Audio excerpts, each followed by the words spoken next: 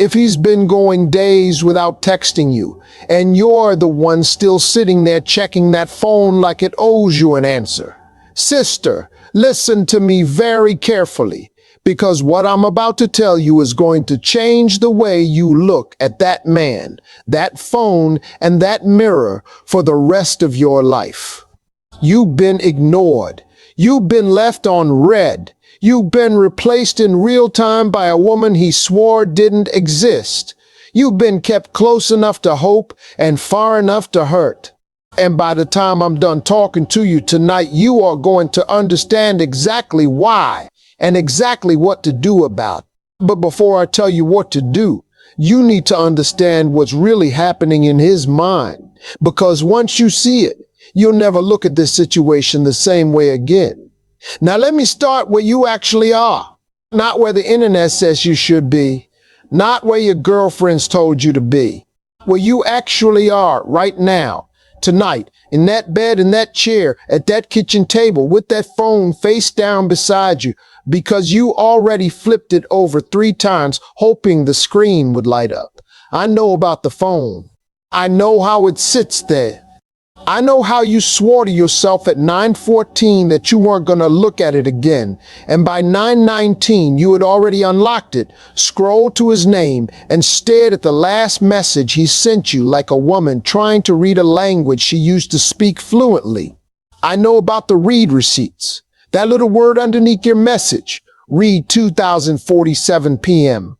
And it's 11:23 p.m. now, and that word has been sitting there like a wound. Because you know what read means?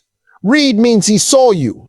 Read means he had the message in his hand, in his eyes, in his mind. Read means he made a choice, and that choice was to not choose you. Not today. Not right now. Maybe not ever. I know about the rehearsals. The little speeches you practice in the shower, in the car, in the mirror. What you'd say if he called. What you'd say if he showed up. How cool you'd sound, how unbothered, how grown. And then you get the notification, not from him, from somebody else, and your chest drops like an elevator with a broken cable. And you hate yourself for that drop. You hate yourself for still being movable by him. You hate yourself because a grown woman with a job, with children maybe, with a whole life, is still being ruled by a man who won't even send a 2-word text. I want you to hear me. You are not weak. You are not stupid. You are not too much, and you are not too little. You are a woman who loved a man who did not know how to receive her. And there is a difference between being unloved and being unrecognized. And most women never learn it. He didn't stop wanting you. He stopped valuing you, and those are not the same thing. Let me tell you something. I've been on this earth long enough to sit with more crying women than I can count. I've sat across the kitchen table from my own nieces, my own cousins, women in my church, women in my life. And the story doesn't change. The names change. The faces change. The city changes. But the story is the same. He was around, he was affectionate, he was texting good morning and good night, he was calling you queen, calling you baby, calling you his. And then one day, without warning, without a fight, without a reason, the temperature dropped. The texts got shorter, the calls got fewer, the plans got vague. And when you finally asked, he said the words every woman in the world has heard, I've just been busy. Busy. Busy is the word men use when they don't want to say the truth. Busy is the polite version of, I've decided you're not the priority anymore, but I'm not brave enough to release you, and I'm not honest enough to tell you. Busy is a man keeping his options open while your options close around you like a door with no handle on the inside. And he is the part that cuts the deepest. He's still around. He didn't leave. That's the confusing part. If he had left, you could grieve. If he had left, you could bury it. But he didn't leave. He hovers. He likes a picture every 11 days. He shows up in your notifications at 11:47 on a Tuesday night with a, hey stranger, or a, you crossed my mind. He sends the smoke signal just when you are about to forget his name. And then he disappears again like a ghost who owns the deed to your peace. Sister, that is not love. That is not confusion. That is not he doesn't know what he wants. That is a man who has decided you are the backup, the option, the standby, the maybe. And he's keeping you warm in the oven while he eats somewhere else. And I say that not to hurt you, but because you've been lied to gently for too long. And the truth is the only thing that's ever going to set you free. But before I show you what's actually happening in his mind, I need you to sit with something. I need you to feel this one thing, because if you skip over the feeling, you'll skip over the healing. And I'm not raising women tonight who skip. I'm raising women tonight who face, you have not been crazy. You have not been dramatic. You have not been dramatic. You have not been too emotional. Every instinct in your body has been correct. When you felt the shift, there was a shift. When you felt the distance, there was distance. When you felt the other woman, sister, there was another woman or another version of him you didn't have access to. Your gut has not been lying to you. The people around you have been lying to you. He has been lying to you. But your spirit has been telling you the truth from day one. And tonight we start listening to her again. Now, I said I was going to tell you what's happening in his mind, and I will. But first, because I know some of you clicked this video with your defenses up, arms crossed, ready to hear another man tell you what you did wrong. I want to say this clearly. You did not do this to yourself. You gave. You showed up. You loved. You forgave. You made room. You made excuses. You made peace with things you should have made war with. But that is not a flaw. That is the residue of a woman who was raised to love hard in a world that trained men to love soft. That is not weakness. That is a messed capacity, meeting a man with no container to hold it. And what I'm going to teach you tonight is not how to become smaller. It's how to build the container yourself and stop pouring your ocean into a paper cup. But here's what happens next. And I need you to sit up for this part, because this is where women's lives change. I'm about to walk you inside the mind of the man who won't choose you, not to defend him, not to excuse him, but to expose him. Because once you see the machinery, sister, you can never be fooled by the magic trick again. So don't move. Now listen to me carefully. What I'm about to explain to you is not theory. This is not a book I read. This is not something I watched on television.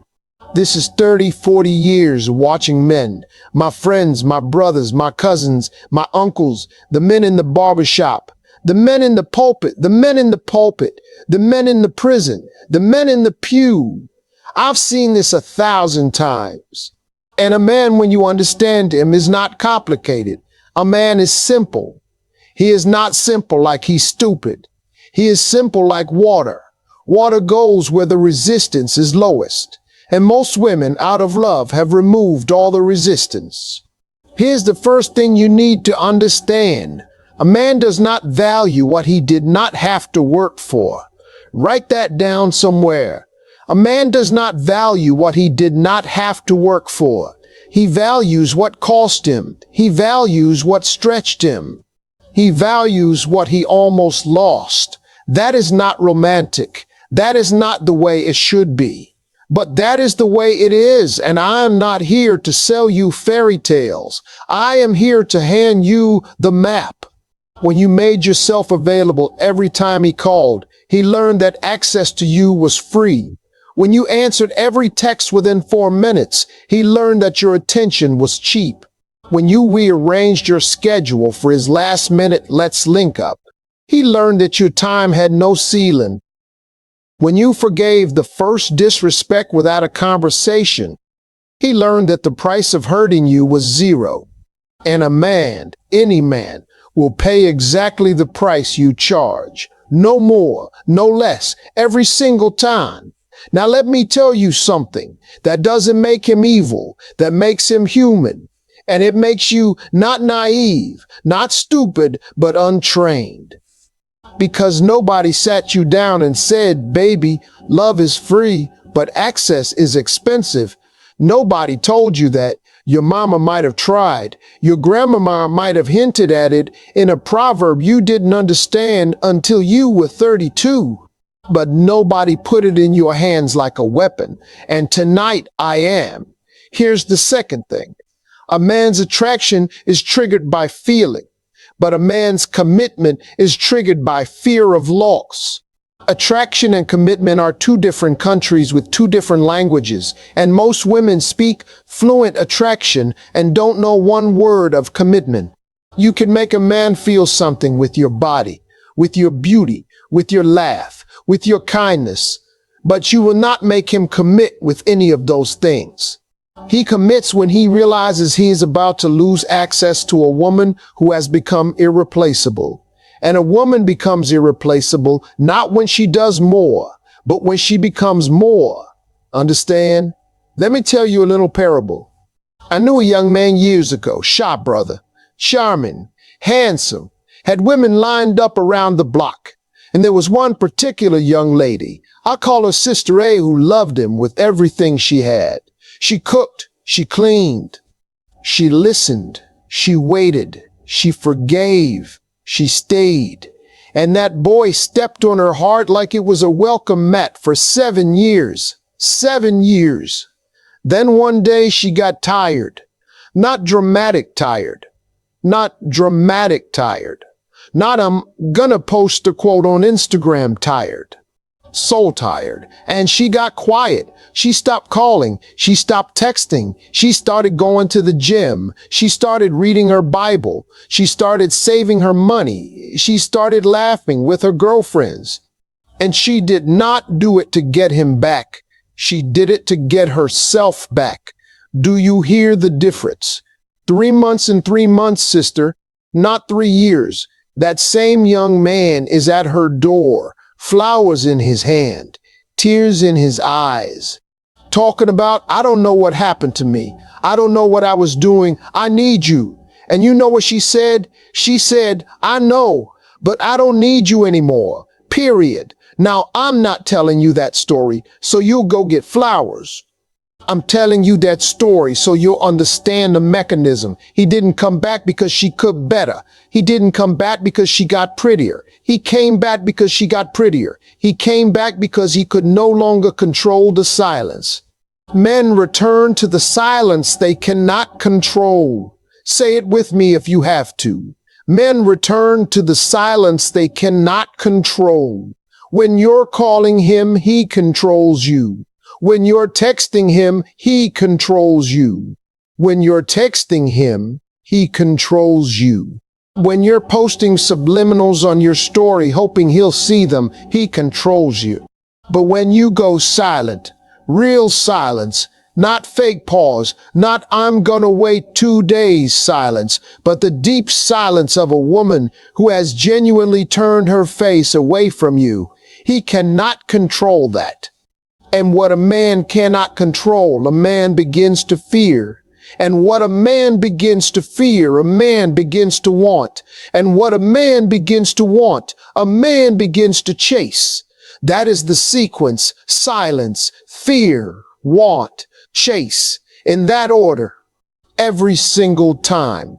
Now here's the third thing, and this is where I have to be gentle but honest with you. He knows exactly what he's doing. I know some of y'all don't want to hear that. Some of y'all want to believe he's confused. He's not confused. He's comfortable. Confusion is when a man doesn't know how you feel. Comfort is when he knows exactly how you feel, and he's built a whole life on the certainty of it. He knows you're not going anywhere. That's the problem. And a man who knows you're not going anywhere will never choose you. Because he doesn't have to. There's a difference between being loved and being taken for granted. And most women never learn it. Being loved means his behavior costs him something to give you.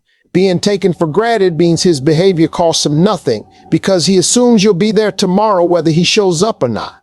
And here's what nobody's telling you. A man does not choose a woman he assumes. A man chooses a woman he might lose. Assumption kills selection every time. Now watch this. Watch this closely. When a man keeps you close but never chooses you, he's not doing it because you're not enough. He's doing it because you're too available for him to have to decide.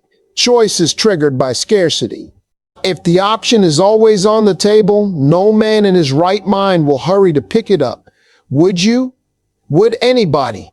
If your favorite coffee shop said this cup is here whenever you want it, forever, no expiration, no line, no cost, would you rush there tomorrow morning, or would you sleep in and stroll in on Thursday and forget about it by Saturday? That's not evil. That's economics. And your heart, sister, has been operating on charity when it should have been operating on scarcity. Let me tell you something else, and this is the part that hurts, so brace yourself. Some of you have been in situations for 2, 3, 5, 10 years waiting for a man to come around. And I want you to hear me. He is around. This is him coming around. This, the crumbs, the vague texts, the maybe later, the we'll see. This is the offer. This is not the appetizer. This is the meal. He has already told you who he is. You just keep asking him for a different answer. And a woman who keeps asking the same man the same question hoping for a different answer, sister, that's not love. That's a hostage situation with better lighting. I've seen it 1,000 times. I've seen a woman spend her 20s waiting on a man to grow up. I've seen a woman spend her 30s waiting on a man to commit. I've seen a woman spend her 40s waiting on a man to come home. And I've seen that same woman at 50 in the mirror, wondering where her life went. And I don't tell you that to scare you. I tell you that to wake you. Because the clock in your chest is real. The years you spend proving yourself to a man who already knows what he's not going to do. Those years don't come back. God gave you time as a gift, not a tool for negotiation. Now here's where the pattern comes in. Because I said I was going to show you his mind and your pattern, and I don't skip. Your pattern, beautiful, is not that you love too hard. Your pattern is that you love without an exit. You love with no door behind you. You love like your survival depends on his selection. And when a woman loves like that, she stops being a woman and starts being a hostage of her own hope. Hope is a beautiful thing when it's aimed at God. Hope becomes a prison when it's aimed at a man who already told you no with his behavior. You keep hoping the version of him you met in month 1 is going to come back. Sister, that version is dead. That version was a performance. That version was the audition. What you're seeing now is the actor with his makeup off, on the couch, in his real skin. This is him. And you keep going to the theater looking for the character. He's not there. He was never there. And the sooner you accept that, the sooner the real man, whoever he ends up being, can walk through the door of your life. And if any of this is landing on you right now, if you feel like I've been reading your text messages, watching your nights, sitting in the corner of your bedroom, do me one favor. Just one. Tap that subscribe button. Because I make these videos for the sister who's ready to remember who she is. Not for the woman who wants to be lied to prettier. For the woman who wants the truth, even when it stings. Because she knows the truth is the only thing strong enough to carry her home. Now, I told you I was going to show you what to do, and I will. But before I hand you the tools, I need to hand you the mirror. Because there is a shift, a mindset shift, that has to happen inside of you before any move you make on the outside will work. If you try to do the actions without the shift, he will smell the desperation on you like cologne. He will feel that you're performing distance instead of embodying it. And a performance he can wait out. Embodiment he cannot. So before we get to the rules, and I've got the rules for you, don't worry, they're coming. We've got to fix the woman first, because a broken woman with a strategy is still a broken woman. And what I'm about to tell you next is the part that changes women's lives. So don't move. Now pay attention, because this is where it changes. You were never the problem. Say it with me. You were never the problem. But your availability was. Your availability was the leak. Your softness was the gift. But softness without boundaries is just a puddle. And no man, no real man will build a home on a puddle. He'll drink from it, he'll wade to it, he'll wash his hands in it, but he will not build on it. He builds on solid ground. And your job, sister, is not to become harder. Your job is to become higher ground. There is a difference between a soft woman and an easy woman, and most women never learn it. A soft woman is warm, kind, gracious, nurturing. An easy woman is accessible without accountability. She has no rules. She has no ceiling. She has no cost. A soft woman still says no. A soft woman still walks away. A soft woman still holds her peace hostage until you honor it. Softness without standard is not femininity. It's just self-abandonment with lipstick on it. And I'm not raising self-abandonment tonight. I'm raising sovereignty. You are not desperate. You are hungry for what you were made for. There's a difference. Desperation grabs. Hunger discerns. Desperation says, give me anything. Hunger says, give me what I was designed for, or give me nothing. A desperate woman will take a text at midnight and call it love. A hungry woman will look at that same text and say, this is not the meal, this is a sample. And I do not fill up on samples. Now here's the reframe I need you to internalize. And I want you to close your eyes for a second if you can. He didn't lose interest. He lost access to a woman who forgot her value. And that woman, the one who forgot, she has to die. Not you. Not your softness. Not your love. Not your capacity. Just the version of you who begged. The version of you who chased. The version of you who apologized for existing at full volume. She has to be buried. And the woman who rises out of that grave, she is the woman he now fears losing. Not because she got petty, not because she got cold, because she got clear. Clarity is the weapon, not silence. Silence is the tool. Clarity is the weapon. Because when you are clear about who you are, what you deserve, what you will accept, and what you will not, nothing he does or doesn't do can move you. He can text. He can vanish. He can date somebody else. He can show up crying. It doesn't move you because you're not built on him. You're built on you. And you, sister, are built on God. And what God has built, no man can shake. Let me tell you something about high-value women. And I want to be careful here because that phrase has been abused. High value does not mean expensive lifestyle. High value does not mean designer bag. High value does not mean six-figure income. High value means she has raised the cost of her presence and she has raised the standard of her peace. That's it. Her value is measured in what she will not tolerate, not in what she can afford. You can be a high-value woman on a bus.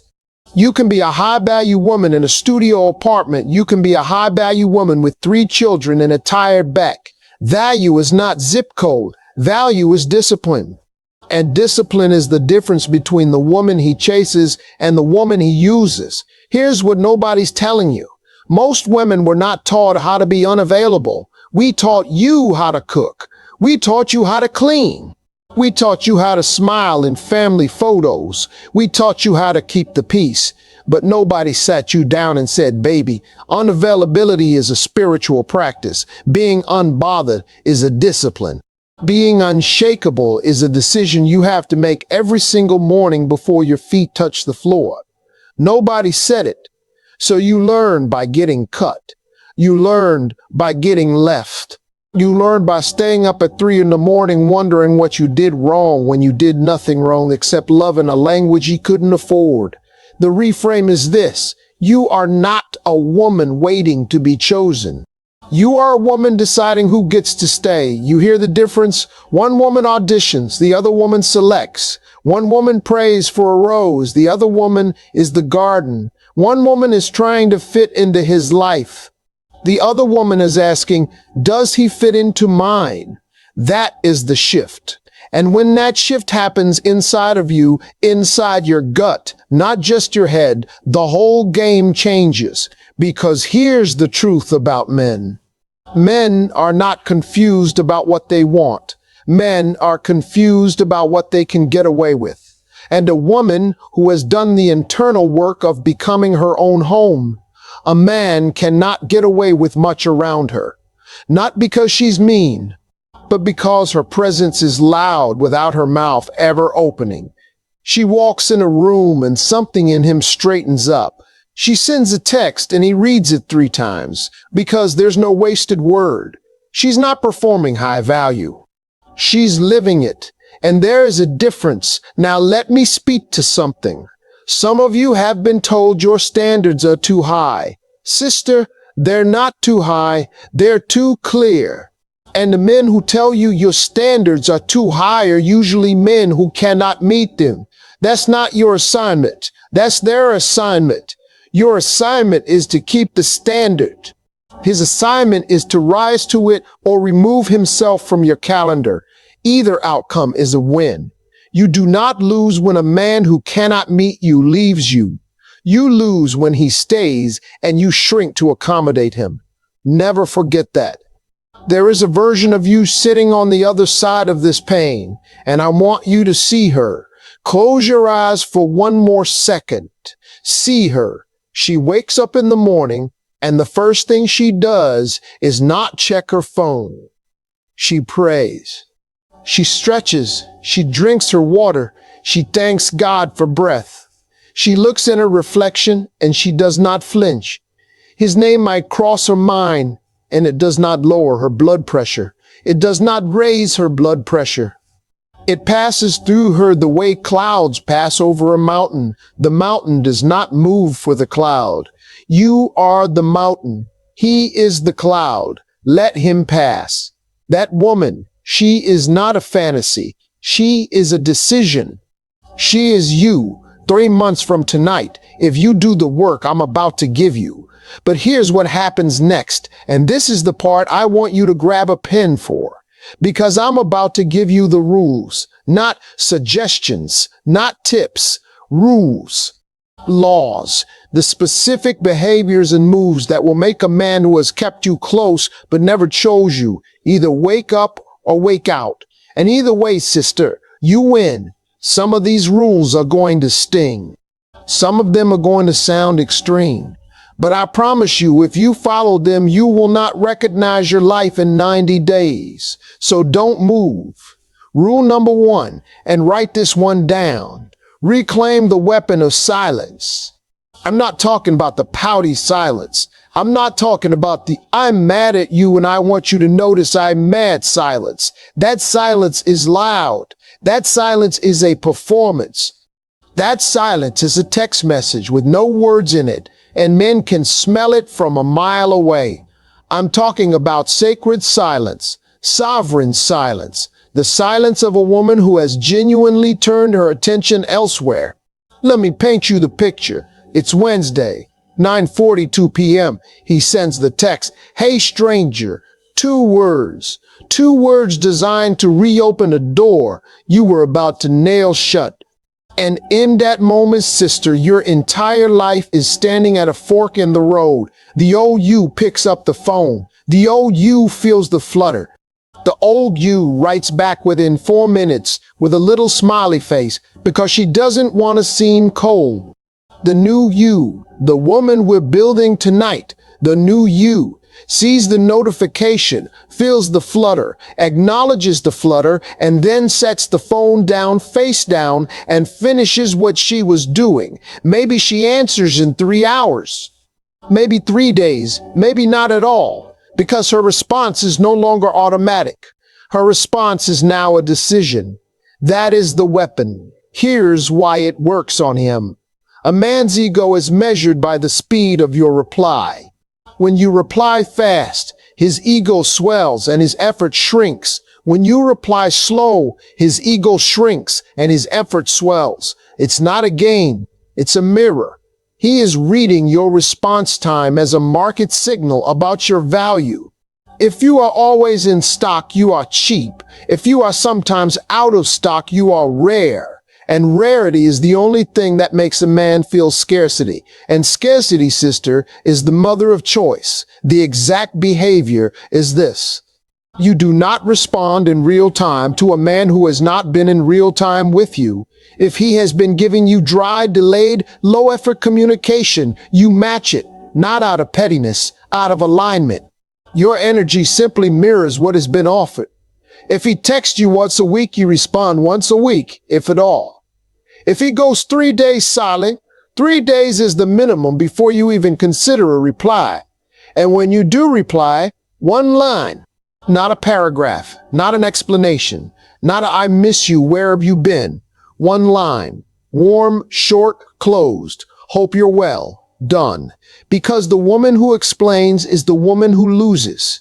Now, if you skip this rule, if you keep replying at lightning speed every time he throws a crumb, sister, he will never choose you. He will not. He does not have to. Why would he? You've already told him with your speed that he owns you.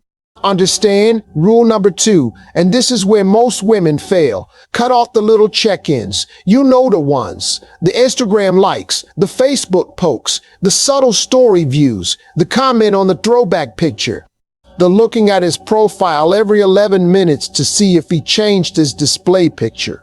Sister, that is not connection. That is surveillance. And surveillance is the low-key confession of a woman who has not let go. Let me tell you what he does with those check-ins. He sees them. He sees everyone. And every time you view his story, every time you like his post, every time you glance at his page and leave a footprint, you're sending him a signal. And the signal says, I am still here. I am still watching. I am still waiting. And that signal right there is the reason he sleeps peacefully at night. Because he knows he can turn around at any moment and find you exactly where he left you. That is not power. That is proof of loyalty to a man who has not earned it. Here's what you do. You block. Or you mute. Or you unfollow. Whatever your discipline can hold. If blocking is too much for your heart right now, mute is fine. But the goal is the same. You cannot see him. You cannot see him. You cannot see her. You cannot see the friend group.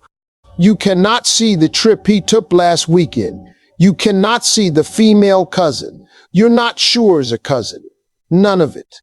Because every glance is a fresh wound, and every wound is a delayed healing. You are not healing if you're rechecking the injury every night. The reason this works on him, and it does, is because a man is fed by your attention even when you're not touching him. Your gaze on his life is currency in his account. When you withdraw the gaze, he starts to feel it. He may not know why. He may just feel a strange emptiness he can't name. That emptiness is you. And when he starts to feel that absence, he starts to reach. And that is the beginning of everything you've been praying for. The script is simple. If a friend asks, you don't check on him at all, you say, I've turned my face. That's it. You don't monologue. You don't explain. Grown women don't explain their peace. They protect it. Skip this rule and you'll stay stuck. Because the woman who watches him from a distance is still in the room with him. And you cannot become new furniture in a room you refuse to leave. Rule number 3, rebuild your calendar so he is not the center of it. Listen to me. When a man is at the center of your calendar, he is at the center of your identity. And when he is at the center of your identity, losing him feels like losing yourself. That is why the breakup or the pull away feels like death. It's not because he was your soulmate. It's because he was your soulmate. It's because he was your center of gravity. And a woman with a man as her center of gravity is a woman spinning around a planet that does not know she exists. So we're going to move him, not out of hatred, out of physics. You are going to fill Monday. You are going to fill Tuesday. You are going to fill Wednesday, not with distractions, with deposits. Deposits into your health, your body, your faith, your purse, your friendships, your art, your children, your prayer life. Every hour you used to spend refreshing his profile, you spend on a walk. Every dollar you used to spend on outfits designed to make him look twice, you invest in a class, a course, a therapist, a savings account. Here's why this works on him. A man can feel a woman's center of gravity from 3 counties away. Don't ask me how. It's a spiritual thing. When you were revolving around him, he felt the pull and he ignored it because it was cheap. When you begin revolving around your own purpose, that gravity flips. Now he can feel that you are pulling into yourself, and the mystery of what you're pulling into begins to disturb him. He starts to wonder. He starts to want him. And a man who wants in is not the man who kept you close but never chose you. That man is dead. This is a new one. Your behavior is this. You post nothing about him. You mention nothing about him to mutuals. You do not send subliminal quotes. You do not perform your healing. You just live. Slowly, quietly, richly. You take yourself to breakfast. You buy the flowers. You read the book you've been putting off. You start the business idea you shelved in year 2 of his foolishness. You become full, not for him, but in front of him, whether he sees it or not. If you skip this rule, sister, you will do everything else right on the outside and still be a beggar on the inside. And a beggar with a strategy is still a beggar. Trust me. Rule number 4. Stop explaining yourself. This one is a heart rule. Every woman I have ever talked to who was in a situation like yours had one thing in common. She over-explained. She wrote the essays. She sent the paragraphs. She said the same thing 17 different ways, hoping that this time he'd finally understand. Sister, he understood the first time. He just didn't agree. And there is a difference between not understanding and not agreeing, and most women never learn it. When you over-explain, you teach him 3 things at once. 1, that your position is negotiable. 2, that his silence will summon another paragraph. 3, that you are more invested in being understood than being respected. And a woman who is more invested in being understood than respected will always lose the room. Because respect is not something you argue for. It's something you embody so completely that arguing becomes unnecessary. The reason this works on him is because men respect brevity. It's how they talk to each other. Watch 2 men in conflict. They don't send paragraphs. One says, "That was foul." The other says, "You right, my bad." Or the other says, "Come outside." Either way, it's short, it's clear. There is no essay. And when you enter conversations with the same brevity, he registers you as somebody who is not for negotiation. And a woman who is not for negotiation is a woman who becomes very interesting very fast. The exact language is this. When he asks us a question that used to trigger a paragraph, you give a sentence. "Why haven't you answered my calls?" You say, "I've been focused, period." That's the whole answer. Not, "Well, I've been thinking a lot about us, and I've been feeling like maybe you don't respect my time," and blah, blah, blah, blah, blah. No, I've been focused. He is going to sit in the silence after that sentence for a long time. Let him. His discomfort is not your responsibility to fix.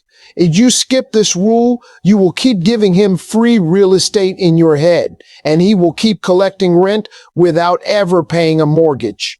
Enough of that. Rule number 5. Never make yourself the second option in your own life. There's a moment, sister, and I know you know it, when he texts you at 10:47 p.m. and says, "You up?" and your whole schedule for the next 4 hours suddenly clears. The mask you took off, you put back on. The pajamas you were in, you change out of. The plans for the morning, you shuffle. Because he's paying attention, finally. And you don't want to miss the window. Beloved, that is the exact moment you have made yourself the second option in your own life. Because your first option was rest. Your first option was routine. Your first option was the thing you had already promised yourself, and you sold it cheap for a maybe. The rule is this: whatever you had planned for yourself is more important than whatever he suddenly wants. If you were going to bed, you go to bed. If you were with your girlfriends, you stay with your girlfriends. If you were resting, you rest. Your plans do not bend to a man who has not built anything with you.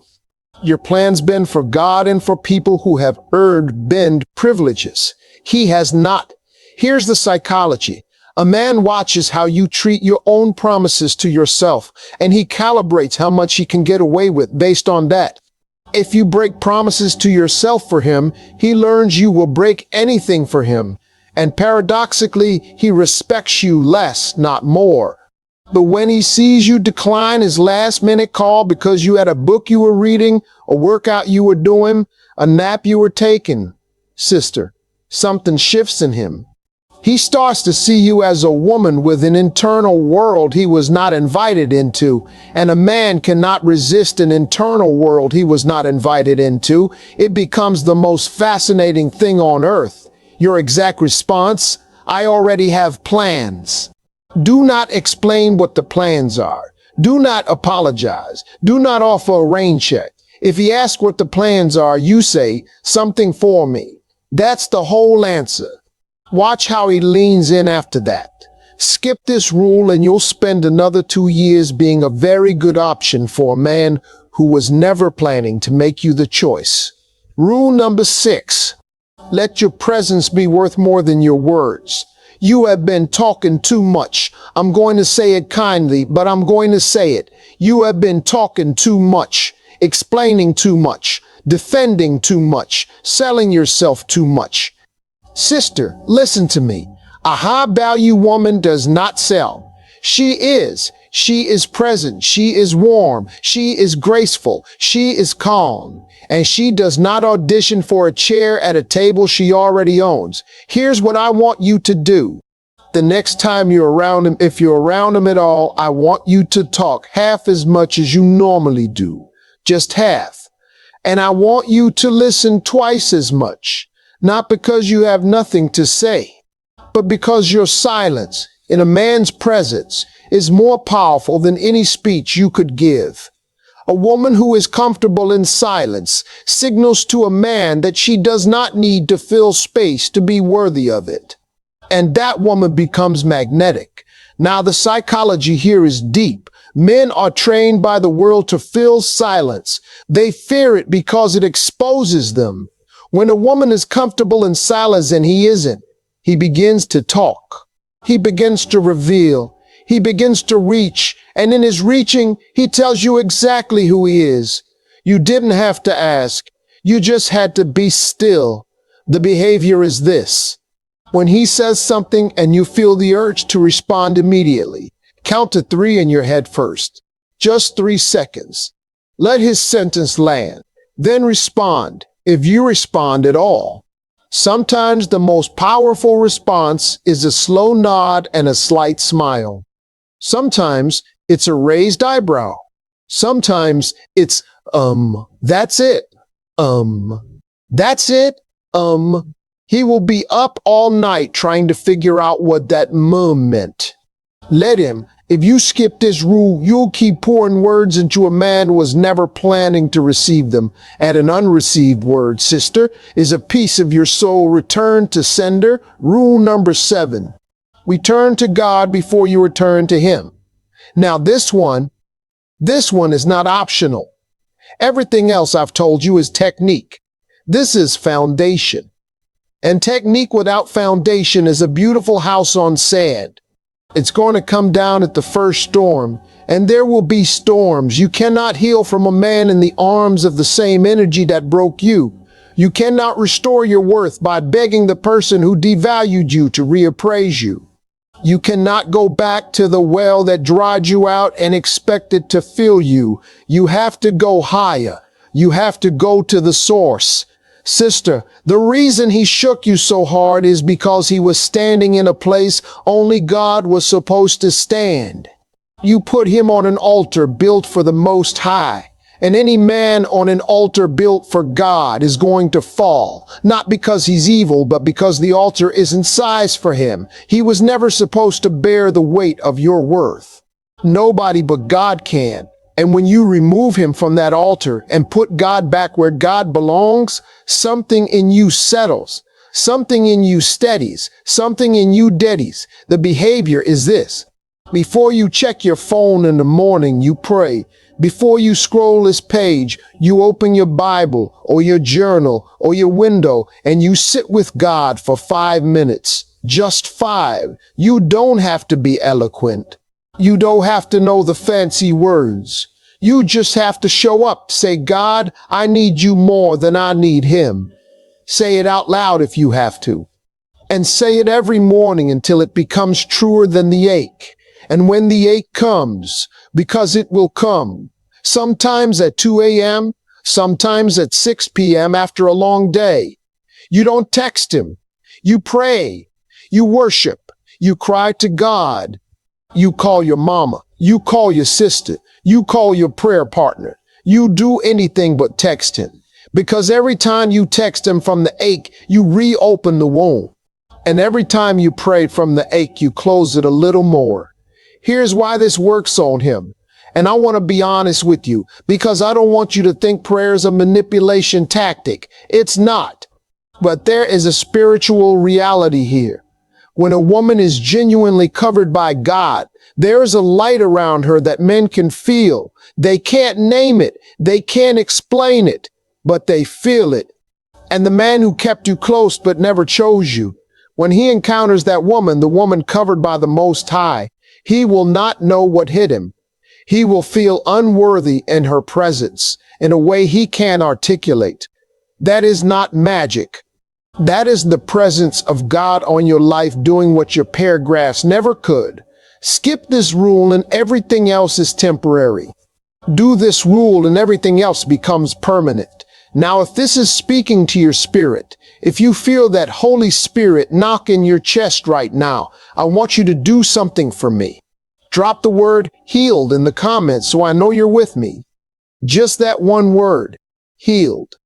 Because I want to see the sisters who heard this tonight and share this. Share it with the sister you know needs to hear it tonight.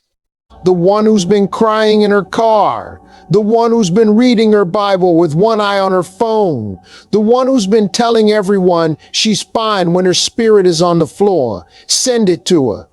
Because a woman helped is a woman who helps another woman. That's how the chain gets broken. Now let me pull all of this together. Because rules are rules. But the woman these rules are building, she's the whole point. And I want you to see her clearly. Before we close, let me tell you about the woman you are becoming, because I want you to be able to see her. Not imagine her, see her. She wakes up on a Tuesday morning. It's early. The sun hasn't fully risen. Her house is quiet. She doesn't reach for her phone first. She reaches for her Bible or her journal or her hands to fold in prayer. She thanks God for the breath she didn't earn. She thanks him for the peace she used to beg for. She thanks him for the ache that finally taught her the difference between a man and a mission. She gets up, she makes her bed, she drinks her water. She looks in the mirror and, sister, this is the part. She looks at herself and she does not apologize. She does not shrink. She does not audit her face for signs of the years she wasted. She sees a woman who came through fire and did not smell like smoke. She sees a woman who was crushed and did not stay powder. She sees a woman restored. Later that day, she gets a text. It's from him, or it's from a version of him, or it's from a new one. sniffing around, trying to see if the door is open. And she looks at that text, and for the first time in a very long time, she feels nothing. Not anger, not longing, not curiosity. Just a soft, clean nothing. And in that nothing, sister, is your entire freedom. She reads that text and she takes 3 hours to reply. Not because she's playing games, because she's not built around him anymore. She's in a meeting. She's on a walk. She's laughing with her friend. She's making her mother laugh over the phone. She's in the middle of her life. And her life does not pause for a notification. Now here's what's happening on his end.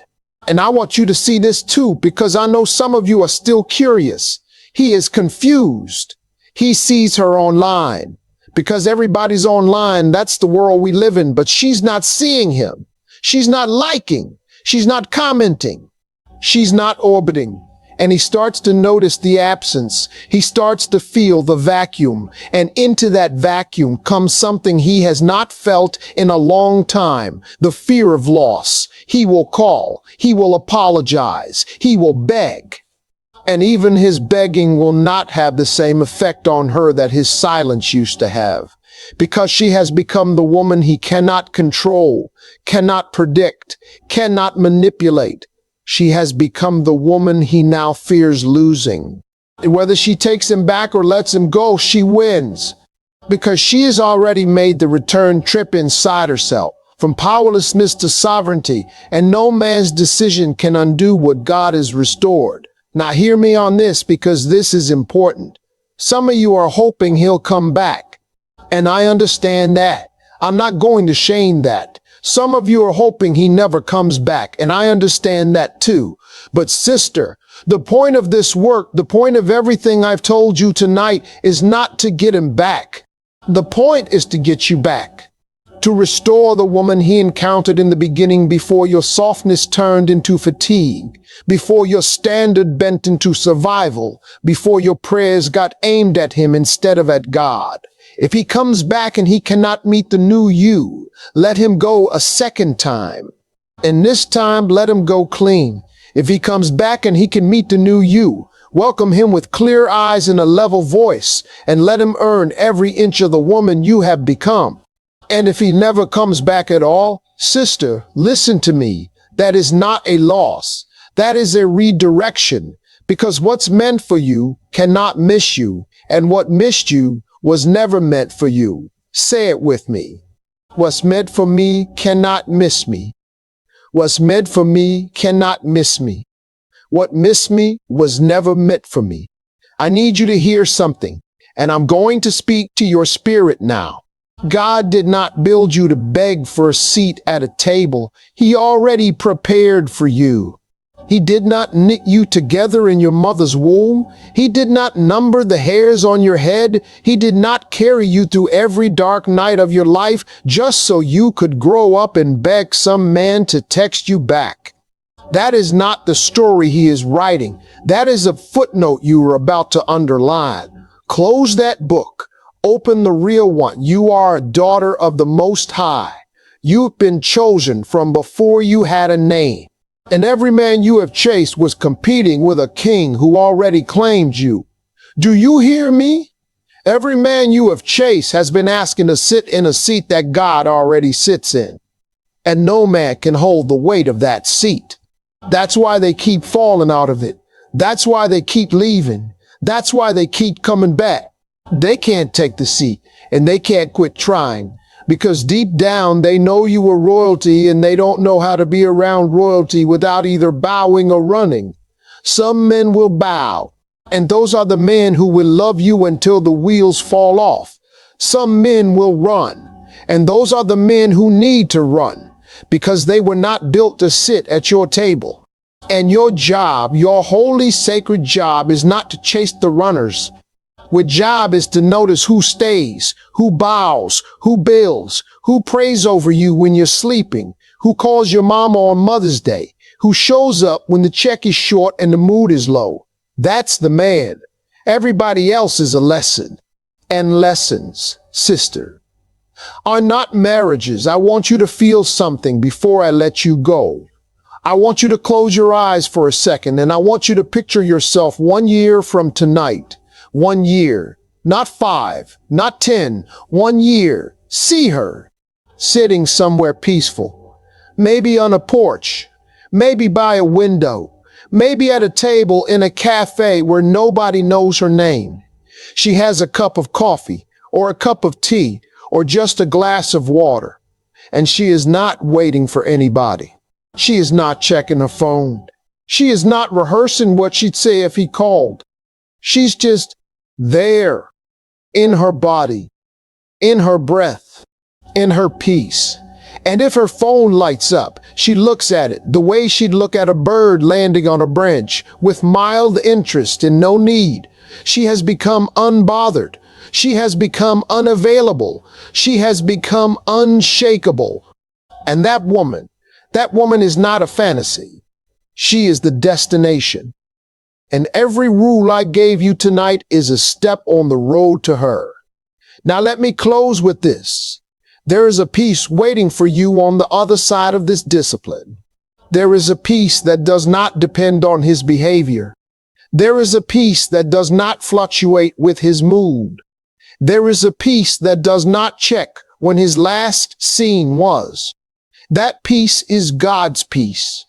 It's the peace that passes all understanding. It's the peace that guards your heart and your mind. And it's yours. It has always been yours. You just gave it away, one text at a time, one apology at a time, one bent standard at a time. And tonight, sister, you are taking it back. Take it back. Take back your evenings. Take back your mornings. Take back your body. Take back your palate. Take back your calendar. Take back your prayers. Take back your name. Because your name was never, you up, your name was never, hey, stranger. Your name was chosen and called by God, and no man gets to redefine you with the text. You are not what he did to you. You are what God does through you. You are not the woman he left. You are the woman he could not hold. You are not too much. You are exactly right for the right man at the right table in the right season. And that man, that table, that season, they are coming. And when they arrive, you will not recognize them at first, because peace is quiet, and God is often subtle, and blessings often show up in shoes you'd never expect. But you will recognize them by this. Nothing about you will have to shrink to receive them. So here is my charge to you tonight. Put the phone down. Turn your face. Pray hard. Move slow. Reply slower. Guard your peace like the sacred thing it is. Remember your worth. Restore your standard. Rebuild your center. And let God do what he does when a woman finally gets out of his way. He will call. He will apologize. He will beg. And you will already be gone. Not gone in bitterness, gone in blessing, gone in growth, gone in God. I love you, sister. I love you, queen. I love you, my dear. And I mean it when I say what's meant for you cannot miss you. Now go be free.